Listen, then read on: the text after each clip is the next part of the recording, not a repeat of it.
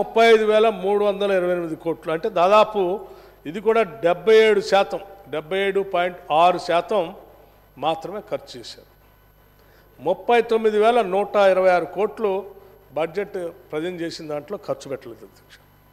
2019-20కి వచ్చి 1,46,492 కోట్ల రూపాయలు బడ్జెట్ ఎస్టిమేషన్ ఇస్తే సరే 1,42,857 కోట్లు ఈ ఒక్క సంవత్సరం కూడా కొంత 3,635 కోట్లు వరకే పరిమితం అయ్యి ఆగిపోయింది అధ్యక్ష.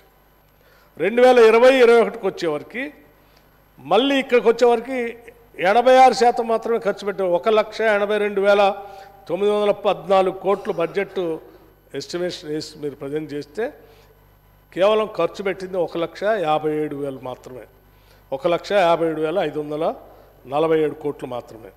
అంటే గ్యాప్ వచ్చి 25,367 కోట్లు ఖర్చే కాదు. 2021-22 అధ్యక్ష ఇక్కడ చూడండి 2,30,30,726 కోట్ల రూపాయల బడ్జెట్ ప్రజెంట్ చేస్తే ఖర్చు పెట్టింది 1,82,998 కోట్లు.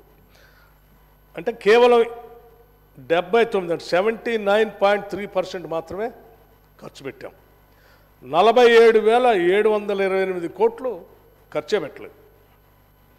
2022-23 2,56,859 కోట్లు అధ్యక్ష ఖర్చు పెట్టింది 2,04,523 కోట్లు, దాదాపు 79.6% మాత్రమే ఖర్చు పెట్టారు. అంటే 52,336 కోట్ల రూపాయలు ఖర్చు పెట్టలేదు. అట్లాగే మొత్తంలో చూస్తే అధ్యక్ష 14,87,834 కోట్లు మీరు బడ్జెట్ ఎస్టిమేషన్ చేసి ఈ 9 సంవత్సరాలు పెడితే ఈ సంవత్సరం కాకుండా ఖర్చు పెట్టింది 12,25,316 కోట్లు. అంటే మొత్తం అన్న యావరేజ్ 82.4% మాత్రమే 10 ఏళ్లలో ఖర్చు పెట్టింది.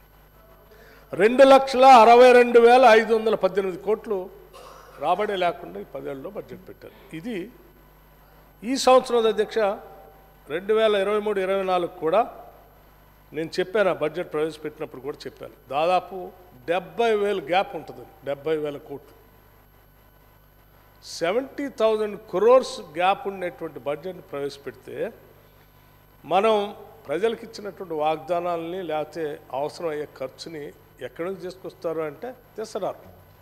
ఎందుకంటే ఆ రాబడి ఉండదు కాబట్టి ఏం చేస్తారు, అంతిమంగా ఖర్చు పెట్టకుండా ఎత్తేస్తారు. ఎత్తేస్తే జరిగే నష్టం ఎవరికి అధ్యక్ష? ఎవరికి అధ్యక్ష అంటే జనరల్గా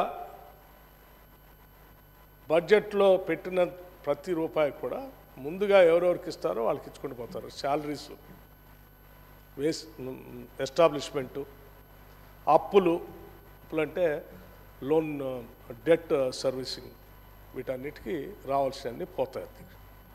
పోయిన తర్వాత అంతిమంగా ఎవరు మిగులుతారంటే డబల్ బెడ్రూమ్ ఇల్లోళ్ళు, 3 ఎకరాల భూమోళ్ళు, లేకపోతే ఇంకో హామీ ఇచ్చి చేస్తామని చెప్పినటువంటి వాళ్ళు, ఇలా పేద ప్రజల కోసం ఏ పథకాలు అయితే, ఉదాహరణకి దళిత బంధు లాంటి పథకం, ఇటువంటివన్నీ ప్రకటించేస్తారు బడ్జెట్లో.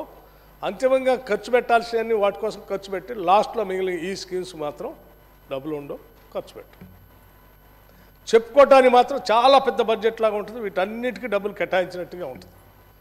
కానీ అంతిమంగా చూస్తే నష్టపోయేది పేదలు, బలహీన వర్గాలు, మహిళలు, పావలా వడ్డీ కోసం లేకపోతే వడ్డీ లేని రుణాల కోసం ఎదురు చూసే సెల్ఫ్ హెల్ప్ గ్రూప్స్ మహిళలు, ఇటువంటి వాళ్ళందరూ అంతిమంగా 10 ఏళ్ల నుంచి నష్టపోతూ వస్తూ ఉన్నారు. స్కీమ్స్ చెప్పుకుంటూ వస్తూ ఉన్నాం, నష్టం మాత్రం వాళ్ళు భరిస్తూ ఉన్నారు. అందుకోసం ఈసారి మేము చాలా ఒకసారి అధ్యక్ష ఇటువంటి బడ్జెట్ జనరల్గా